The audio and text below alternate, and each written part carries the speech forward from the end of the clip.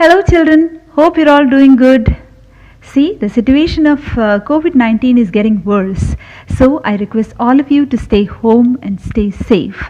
Please don't go out. If at all you go out for any sort of emergencies, please wear a mask, use sanitizers, soap, and keep social distancing. Okay.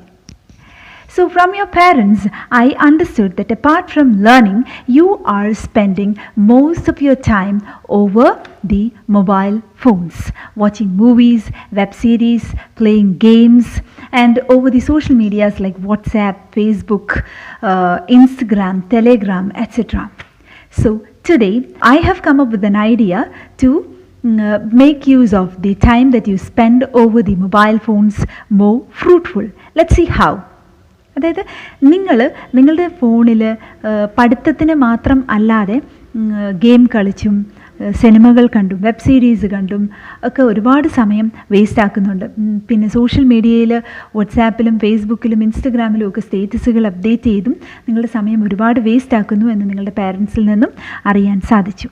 അപ്പോൾ അങ്ങനെ നിങ്ങൾ waste ആക്കുന്ന സമയം, mobile ഫോണിൽ waste ആക്കുന്ന സമയം കുറച്ചുകൂടി ഒന്ന് ഫ്രൂട്ട്ഫുള്ളായിട്ട് യൂസ് ചെയ്യാൻ എന്താണ് മാർഗം എന്നൊരു ഐഡിയ ആയിട്ടാണ് ഞാൻ വന്നിരിക്കുന്നത് ഇന്ന്. We are going to improve our speaking skills. നമ്മൾ നമ്മുടെ ഇംഗ്ലീഷ് സംസാരിക്കാനുള്ള ആ ഒരു കഴിവിനെ വികസിപ്പിച്ചെടുക്കാൻ പോകുകയാണ്. അതിനുള്ള ഐഡിയ, അതിനുള്ള മെത്തഡ് ആണ്, ഒരു ടിപ്പ് ആണ് ഞാൻ ഇന്ന് പറഞ്ഞു തരാൻ പോകുന്നത്. Okay, see, the very first tip that I'm going to give you in order to speak English more effectively is think in English. Got it? Think in English. Register that in your mind. Think in English. So far, how were you composing sentences in English? Just think. നിങ്ങൾ ഇത്രയും നാൾ എങ്ങനെയാണ് ഒരു ഇംഗ്ലീഷിൽ sentence ഉണ്ടാക്കിക്കൊണ്ടിരുന്നത്? നമ്മൾ ആദ്യം നമുക്ക് ഒരു സെൻറ്റൻസ് വേണമെങ്കിൽ നമ്മൾ നമ്മളുടെ മാതൃഭാഷയിൽ ചിന്തിക്കും. We think in Malayalam and then we translate it into English. അത് ഒരുപാട് ടൈം കൺസ്യൂമിംഗ് ആണ്, ഒന്നാമത്തെ കാര്യം. Takes a lot of time. And the second thing is the sentence structure of English and Malayalam is quite different. It's totally different. Let's take for example a very simple sentence. I love mangoes. എനിക്ക് മാമ്പഴം ഇഷ്ടമാണ്. Let's analyse the sentence structure of these two sentences. I love mangoes. I is the subject, love is the verb, and mangoes is the object. And in Malayalam, enikku is the subject, and the second place goes to the object Mambaram, and then comes the verb ishtamana, right? So in Malayalam we have subject, object and verb, and in English we have subject, verb and object. See, if we translate that sentence exactly into English, what happens?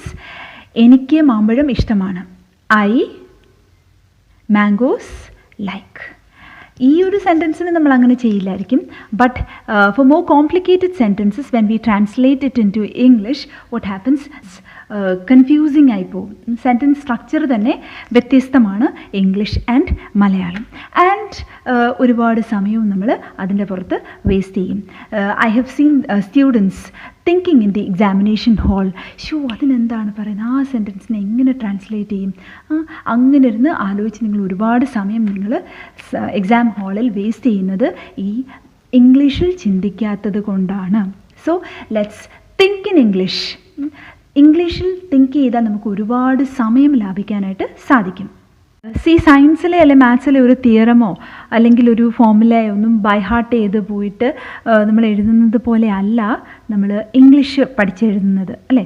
We cannot mug up all the answers and go. We just can read and we can understand things. Okay, ഈ question വന്നു കഴിഞ്ഞാൽ ഇങ്ങനെയൊക്കെ എഴുതാം, but we don't know what sort of questions they would ask, അല്ലേ? അപ്പം അങ്ങനെ ഇരിക്കുമ്പോൾ we have to make our own answers in the exam hall. അപ്പോഴാണ് ഈ ഒരു ട്രാൻസ്ലേഷൻ പ്രശ്നം വരുന്നത്. ആൻഡ് നിങ്ങൾക്ക് സമയം കിട്ടുന്നില്ല എന്ന് പറയുന്നതിൻ്റെ മെയിൻ റീസൺ എന്ന് പറയുന്നത് നിങ്ങൾ മലയാളത്തിൽ ചിന്തിച്ചിട്ട് ഇംഗ്ലീഷിലേക്ക് ട്രാൻസ്ലേറ്റ് ചെയ്യുന്നത് കൊണ്ടാണ്. ഓക്കെ, സോ നമുക്ക് ഈ ഒരു സമയം നമ്മുടെ ഈ COVID-19 നമ്മൾ ലോക്ക്ഡൗൺ ആയിട്ടിരിക്കുന്ന ഈ സമയത്ത് നമുക്ക് ഇംഗ്ലീഷിൽ ചിന്തിക്കാനായിട്ട് നമുക്ക് ഉപയോഗപ്പെടുത്താം. We cannot think in English naturally. We have to force our brain to do it. അല്ലേ? ഇത്രയും നാൾ മലയാളത്തിൽ ചിന്തിച്ചുകൊണ്ടിരുന്ന നമ്മുടെ ബ്രെയിനിനെ പിടിച്ച് ഇനി മുതൽ ഇംഗ്ലീഷിൽ ചിന്തിച്ചാൽ മതി എന്ന് പറഞ്ഞു കഴിഞ്ഞാൽ ഇച്ചിരി പാടുള്ള പണിയാണ്. അതുകൊണ്ട് നമ്മൾ നിർബന്ധിച്ചുകൊണ്ടിരിക്കണം നമ്മുടെ ബ്രെയിനിനെ ഇംഗ്ലീഷിൽ ചിന്തിക്കാൻ വേണ്ടിയിട്ട്. We have to force our brain. അതിന് വേണ്ടിയിട്ട് we can keep a reminder in our phone. ഇടയ്ക്കിടയ്ക്ക് നമുക്കൊരു റിമൈൻഡർ വെച്ച് കൊടുക്കാം. അപ്പോൾ റിമൈൻഡർ വരുമ്പോഴത്തേക്ക് yes I have to think, അല്ലെങ്കിൽ നമ്മൾ തന്നെ മറന്നു പോകാറുണ്ട് പലപ്പോഴും. I have to think in English. അപ്പോൾ നമ്മൾ നാച്ചുറലി നമ്മൾ ഇംഗ്ലീഷിൽ ചിന്തിക്കും. നമ്മുടെ സ്റ്റഡി ടേബിളിൽ അല്ലെങ്കിൽ നമ്മൾ കയറി വരുന്ന ഭിത്തിയിൽ, നമ്മുടെ മിററിൽ ഒക്കെ ഇടയ്ക്ക് ഒരു നോട്ട്സ് എഴുതി വെക്കുക. തിങ്ക് ഇൻ ഇംഗ്ലീഷ് അവിടെ എവിടെയൊക്കെ ഒന്ന് എഴുതി വെച്ചേക്കുക. അപ്പം അത് കാണുമ്പോഴെങ്കിലും നമ്മുടെ ബ്രെയിൻ അറിയാതെ ഞാനത് ചെയ്യേണ്ടതാണല്ലോ എന്ന് ഒന്ന് ഓർത്തിട്ട് കുറച്ച് നേരമെങ്കിലും brain will think in English. Thinking in ഇംഗ്ലീഷിൻ്റെ ഗുണം എന്താണെന്ന് ചോദിച്ചു കഴിഞ്ഞാൽ it saves a lot of time because we have avoided translation, right? Then it helps you to internalize the language. What do you mean by internalizing the language? Internalization എന്ന് പറഞ്ഞു കഴിഞ്ഞാൽ how did you learn your mother tongue? Malayalam നമ്മളെങ്ങനെയാണ് പഠിച്ചത്? കൊച്ചു കുട്ടികൾ പോലും ഒരു grammar മിസ്റ്റേക്സും ഇല്ലാതെ Malayalam long sentences പറയുന്നു. എങ്ങനെയാണത് പോസിബിൾ ആയത്? Because they have internalised that language. മറ്റുള്ളവർ പറയുന്നത് കേട്ട് നമ്മുടെ മനസ്സിലത് ഇൻറ്റേർണലൈസ്ഡ് ആയി കഴിഞ്ഞു. അതുകൊണ്ടാണ് നമ്മൾ മലയാളം നല്ല സുന്ദരമായിട്ട് പറയുന്നത്. അതുപോലെ തന്നെ if we think in English will be able to internalise the language. അങ്ങനെയാണെങ്കിൽ നാച്ചുറലായിട്ട് നമുക്ക് കറക്റ്റ് സെൻറ്റൻസസ് ഫോം ചെയ്യാനായിട്ട് സാധിക്കും. Okay, for the beginners, I won't recommend you to think of very big sentences at the outset. You can begin with simple words like in the morning you can say good morning. If you see a beautiful scenery, you can say what a lovely scenery, wow. Or you can say a lovely day, I'm happy. How sad. Or at night you can say good night. Or you can begin with such simple words. ആദ്യം അതായിരിക്കും നമുക്ക് നല്ലത്. നമ്മൾ ബിഗിനേഴ്സിൻ്റെ കാര്യമാണ് പറയുന്നത്. And later on നമ്മുടെ full sentences പറഞ്ഞ് നമുക്ക് തുടങ്ങാം. ഈ ഒരു സ്റ്റേജ് ഒരു 1 week കഴിയുമ്പോഴത്തേക്ക് you can come up with longer sentences. See, another thing that you can do is you can plan your day in English when you wake up in the morning, right? അത് ബെഡിൽ കിടന്നുകൊണ്ട് തന്നെ plan ചെയ്യുന്നതായിരിക്കും ഒന്നുകൂടെ നല്ല. Otherwise somebody else would come and distract your thoughts. നിങ്ങൾ ഉണർന്നു എന്ന് കണ്ടു കഴിഞ്ഞാൽ ആരെങ്കിലും വന്ന് നിങ്ങളെ ഡിസ്ട്രാക്ട് ചെയ്യാനായിട്ടുള്ള സാധ്യതയുണ്ട്. So let's lie on the bed and plan a day. Okay, you can plan like I'll go and brush my teeth straight away, then I'll have my morning tea, then I'll read the newspaper or do my daily exercise അതൊക്കെ ചെയ്യുന്നുണ്ടെങ്കിൽ അങ്ങനെ. Then I'll prepare myself for my the Victor's class. Today I have economics and English. I'll be ready with my notebooks and textbooks. Okay, then at 11 o'clock I'll be having my family time. I'll have fun with my family for some time. Then I'll do my homework assignments. I'll study for some time. Then I'll have my lunch. അങ്ങനെ നമുക്ക് ചെറിയ സെൻറ്റൻസിൽ നമുക്ക് നമ്മുടെ day plan ചെയ്യാം ഇംഗ്ലീഷിൽ. Okay, then at night you can describe your day in English. You can give a review of your day in English. ഇന്നത്തെ നമ്മുടെ ദിവസം എങ്ങനെയുണ്ടായിരുന്നു എന്നൊരു റിവ്യൂ നമുക്ക് ഇംഗ്ലീഷിൽ കൊടുക്കാം. എങ്ങനെയെന്ന് വെച്ചാൽ you can say I had a very lovely day, everything went on as I planned. ഞാൻ പ്ലാൻ ചെയ്തതുപോലെ തന്നെയെല്ലാം നടന്നു. I could learn a lot of things. I could think in English. Then അല്ലെങ്കിൽ ഇങ്ങനെ പറയുമ്പോൾ I had a very sad day, I had a big fight with my brother, my parents came and intervened and I was scolded for no mistake of mine. അങ്ങനെ എന്തെങ്കിലുമൊക്കെ സംഭവിച്ച കാര്യങ്ങളൊക്കെ അന്നത്തെ ദിവസത്തെ കാര്യങ്ങൾ നമ്മളിങ്ങനെ റിവ്യൂ ചെയ്ത് നമുക്ക് പറയാൻ പറ്റും. I could learn a lot of things, I could do my maths assignment. അങ്ങനെ എന്തൊക്കെയാണെന്ന് വെച്ചാൽ നമ്മൾ ചെയ്ത കാര്യങ്ങളൊക്കെ നമ്മൾ ചെറിയ സെൻറ്റൻസസിൽ നമുക്ക് നമ്മുടെ ഡേയെ ഡിസ്ക്രൈബ് ചെയ്യാം. ഓക്കെ, പിന്നെ അടുത്ത സ്റ്റേജിലേക്ക് കടക്കുമ്പോഴത്തേക്ക് we can have an imaginary conversation in our mind. ഇതെല്ലാം തിങ്കിങ് ഇൻ ഇംഗ്ലീഷിൻ്റെ ഭാഗമാണ്. We can have an imaginary conversation in our mind.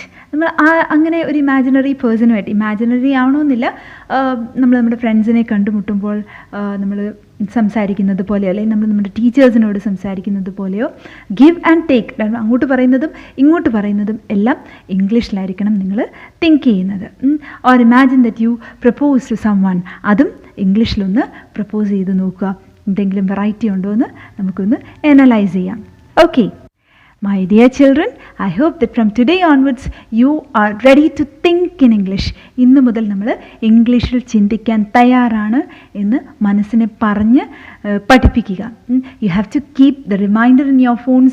You have to keep notes everywhere you go. നിങ്ങൾ എവിടോട്ട് തിരിഞ്ഞാലും ഈ കാണണം think in English. നിങ്ങൾ കണ്ണാടി നോക്കിയാലും എവിടോട്ട് നോക്കിയാലും you should see this note think in English. എന്നിട്ട് നമ്മൾ മനസ്സിനെ നിർബന്ധിച്ച് നമ്മൾ ഇംഗ്ലീഷിൽ ചിന്തിപ്പിക്കണം. And if you do this, I promise you that you'll be able to speak better English. നിങ്ങൾ ഇപ്പോൾ സംസാരിക്കുന്നതിലും നന്നായിട്ട് ഇംഗ്ലീഷ് സംസാരിക്കാൻ സാധിക്കും എന്ന് നിങ്ങൾക്ക് ഞാൻ വാക്ക് തരുന്നു.